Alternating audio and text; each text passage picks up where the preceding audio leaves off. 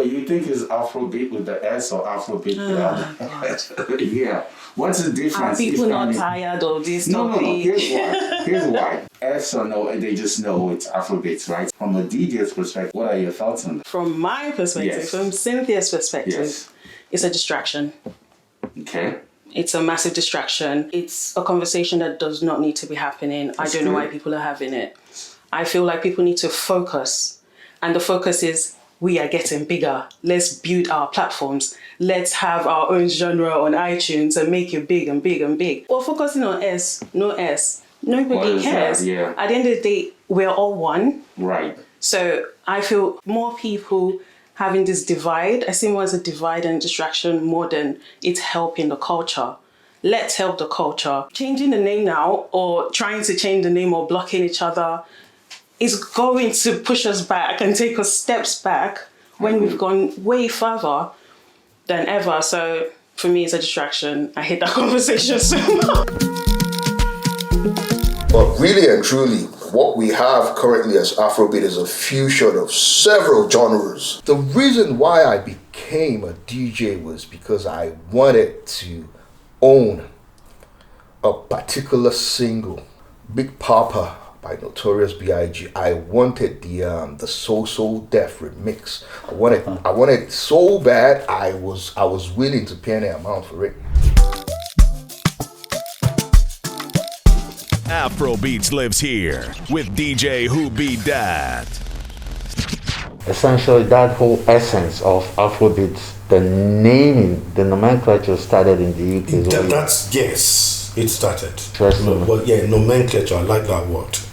Nomenclature. So, obviously, it does have origins in Africa, anywhere in Africa, because now everything is really Afrobeats.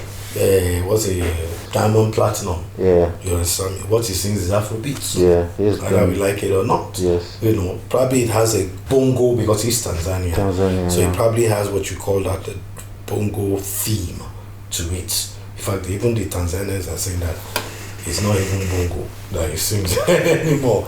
The Rayvani and all of them.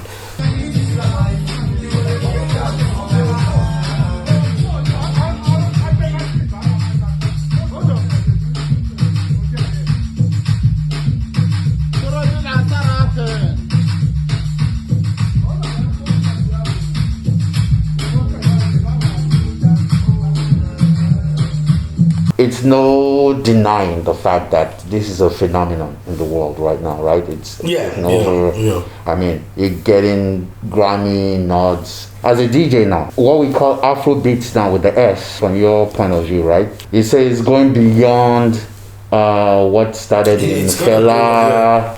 No, Fela is not. Look, let me at this juncture. Let me, if you don't mind. Yes, sir. In my opinion, and to an extent informed opinion, Fela's Afrobeat has no relationship to Afrobeats. As a matter of fact, even we can even reference what we have just agreed to here. It's a nomenclature formed in the UK. You get Afrobeat was formed by Fela and Tony Allen. They created a beat system. They researched it. They went to Ghana. Fela himself wrote out what's it called, beat system, the composition, and he sought, with the help of Benson Idonije, you understand me, a drummer, which was Tony Allen, and they played. Is different, and the whole environment, what Fela's Afrobeat stands for. Even after Fela, people that have emulated, that have adopted Fela's style, are still not sounding like Afrobeat. Remember, you see, Afrobeat is a nomenclature, is an umbrella name of different contemporary African genre. Do you get? That's what it is. In fact, it even goes as far as even UK-based, what do you call them? We used to have grime, rap, grime, but that has sort of also transitioned into a form that is not just rap or grime. Like if you hear, I don't know if you had NSG options. I got money on the line, You have you understand me? Yeah, so it's rap and trap, like trap, like no. They've left that. You still have that. You have grime, but these pioneers, I mean, these practitioners, singers, artists, do you understand me? That are doing all that have also transitioned into something more commercial, which is Afrobeat related, but it's a genre on its own as well. Do you understand me? So for now, it's clear Afrobeat with the S, right, is an umbrella name, do you understand me, of different African contemporary genres. Different Nigerian, Ghanaian hip life, Tanzanian bongo, South African kwaito, or Amapiano, which is a derivative. Do you understand me? Fela's Afrobeat is Afrobeat. It's a different beat system. It's a different, it's like if you are singing, if you want to do Fela Afrobeat, it's different and it's distinct. You can hear it. Do you understand me? And that's the reason why when Burna Boy sings, you know that he's referencing a lot of Fela's Afrobeat. O.D. War or Koto. In your body they have. In fact, there's hardly anything that Burna Boy would sing, well, probably in those his early hits, that he will not reference Fela somehow. Do you get me? But that was like vocally, I suppose, But when it comes to the beat system, they are different. They are very different. And this is now what do you want to call it? You want to call it the joke of it all? Ojo Elegba. Yeah, I thought of Wizkid and Wizkid's Ojo Elegba. Yes. Yes, is an Afro that is proper, sort of like that's an Afrobeat, Fela's Afrobeat. But even Wizkid himself consciously dumped all that to come and sort of like he repackaged himself here, and he's sounding different. He's sounding Afrobeat. So and to me that's what it is. So I just wanted to yeah, this is my, like I said again, it's my opinion. Yes. And I Hopefully appreciate an informed one. Yes. You understand me? But they are two different things. Check. What? What's your name? Yeah. Let's go. Daddy. Check. What? Yeah. Let's go. Oga Kunle, aka DJ Whatever. Yes, boss. How did Whatever come about? Why did you choose Whatever? I was an accidental DJ. I didn't set out to be a DJ like so many of my colleagues. I remember I was looking to buy a record and I had gone round several studios in Lagos. And I finally stopped at this studio and I had to wait for the DJ because he was recording at that time. And, while waiting for him, I was watching what he was doing and I was intrigued. And instead of telling them to sell me the record, I instead told them to teach me how to DJ. Oh, that's nice. And I was there with them for like about 13 or 14 months. And during that period, I did not have a DJ name because I was not interested in the fame or the fortune. I just wanted to learn how to DJ. And I left them, I think about 13 or 14 months after, went to uni and started hustling for shows. And at that point, I met a promoter who wanted to put me on their flyer. They asked for a name. I did not have a name. I said, we have to put a name on the flyer. And I ended up telling them, put whatever you want. Why not? And that's how we stuck. Well, whatever. That's a good story. But that was in Lagos, right? I started in Lagos. Wasn't really into it for the fame or the fortune. I just wanted to learn how to DJ. I don't know, probably for bragging rights or something like that. But like I said, when I went to uni, I hustled for show to get money. After uni, I packed DJing to the side and wanted to get a 9-to-5. It was not forthcoming, and I then had to relocate to the UK.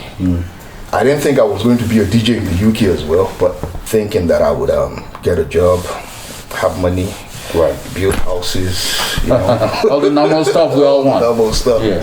That wasn't forthcoming as well, and I had to fall back on what I know very well, which is DJing. I had a friend who used to DJ in a club, took me there, and got a job there and started DJing there.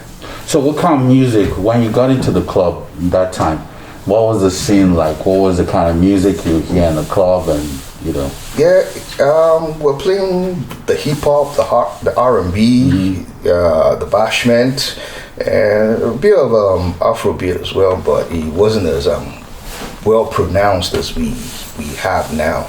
Just beats intermittently, just to carry the, how do I put it now? The crowd a little bit. The crowd change the vibe. Change the vibe. Drop a beat there, change the flow, and then go back to the normal flow of hip hop and R&B. Yeah. So was bashment the main type of genre you hear a lot in the club, or what was the?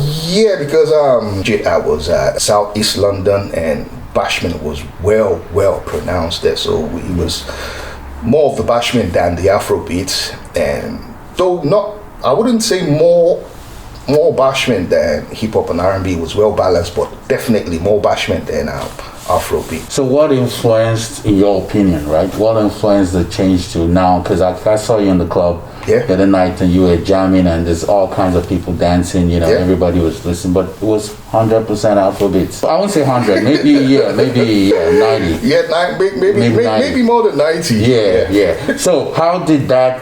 Where did you see that start happening here? Yeah, things started changing from I think mid 2008. By the time we got to 2009, all our people wanted to hear was Afrobeat. And I remember back then I was probably one of the few DJs who kicked the game steady, because it was really strange to me coming from my background where, let me use the term open format. I was open format DJ. I played everything to cater across board, and then you would have people who would come to the club and who would only want to listen to Afrobeat.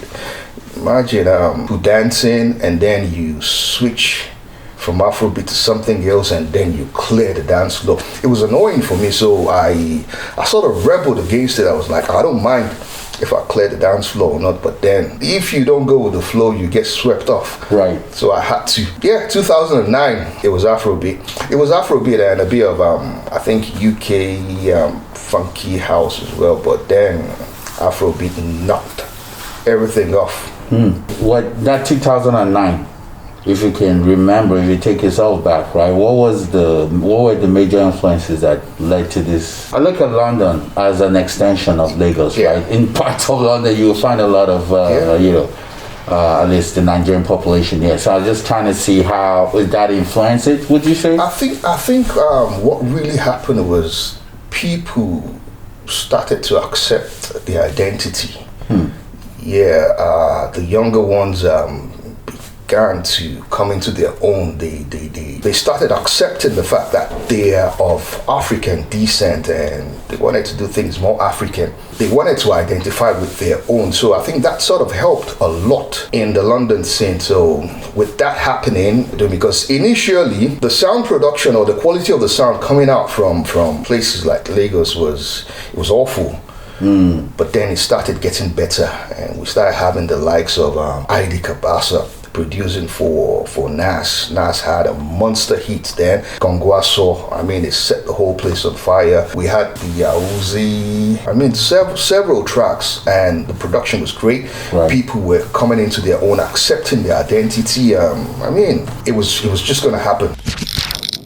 We had no source of knowledge. You know what I mean? Is there was nowhere you could go to learn it from anything. There was nothing like YouTube. There was nothing like that. And apart from that, nobody in 1980, nobody knew how to mix. Looking at the new technology coming out, the decks, how more advanced it is. Like, there's so much more. The decks are changing. We're spending so much money keeping up with the times.